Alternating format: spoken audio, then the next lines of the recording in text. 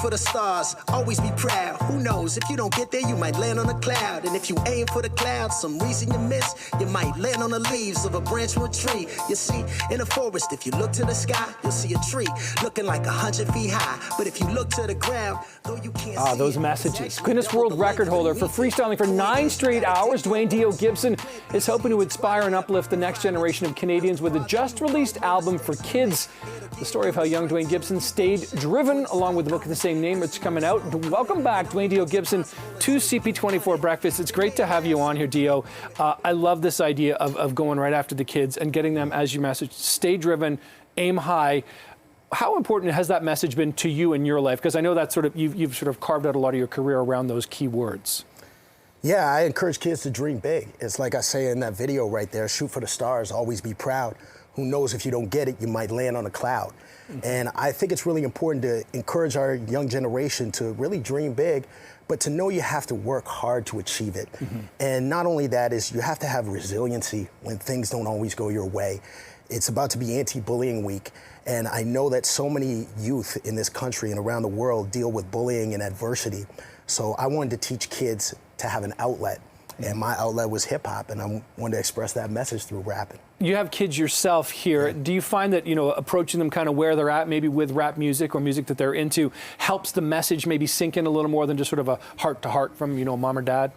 I think definitely hip-hop is a great way to connect with youth, and I was always surprised that I was doing presentations at first in front of high school students, then middle school students, but my biggest audience has been kindergarten through grade 5.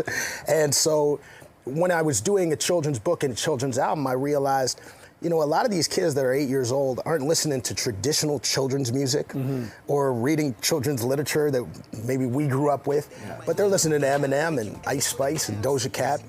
And I realized that they were picking up on some of the messages and lyrics that I didn't have to water it down, but there's nothing like having a group of kids, whether they're 4 years old or 14, shout, I stand up, I stand tall, I stay driven, and if I fall, I stand up. Isn't it amazing, right? I mean, I don't know how many kids you have. I've got 3, but what you learn from your kids, it's pretty remarkable, and it changes the way you kind of operate in some ways, doesn't it? Yeah, it definitely does. It's great having kids because you get to see how their mind works and get to grow them up. And they've got more resilience than me sometimes. They teach me a thing or two. Yeah. Now, we mentioned in the intro, D.O., that you set that record for 9 hours of freestyling back in 2003. Could you still do that today? Could you still go that long and freestyle for that long? Probably twice as long. Twice as long, really? Okay, you haven't lost a step. Well, I think the important thing is when I did the record, battling was the #1 thing. Yeah. The movie 8 Mile had just come out. People were trying to get me to go into this battle, that battle, and I realized I'm not good at making fun of people, and I don't get something out of it. Yeah. And if you win a battle, you have to take on the next rapper. So this separated me from the pack, and it was never to me about just rapping for a long time. It was about showing people that I had a message. I'm not just gonna rhyme for the sake of rhyming. Yeah. And it was a cool feat to do, but I look at it like slam dunking in the NBA. Like Vince Carter got his career started with slam dunking, but he's a Hall of Famer because of what he did on the court.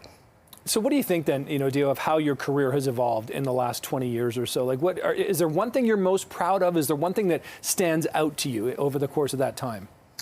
Well, my man, Uncle Kev, always told me you can have 15 minutes or you could be here for 15 years. And I'm very grateful to have a mentor, Maestro Fresh West, who has been a mentor to pretty much all the Canadian hip-hoppers and rappers.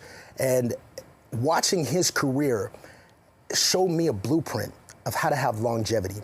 Because when I started out, when my music video was played here in 2001, I didn't think I could have a 25-year career where this has been my full-time job, travel the world. This year I've been in South Africa, Colombia, just got back from Amsterdam. Yeah. But Maestro really showed me to have a blueprint and how to evolve as an artist. And I felt that a children's book and a children's album was a natural extension of my journey and a way to encourage and uplift the young generation. Maestro sat right there last year talking about exactly that kind of thing, being kind of the godfather, being able to sort of share his messages. Glad it has worked out so well for you. D.O., great to see you, man. Pleasure. That was a lot of fun. Good luck with all this. Good luck with the book. Good luck with the children's record as well.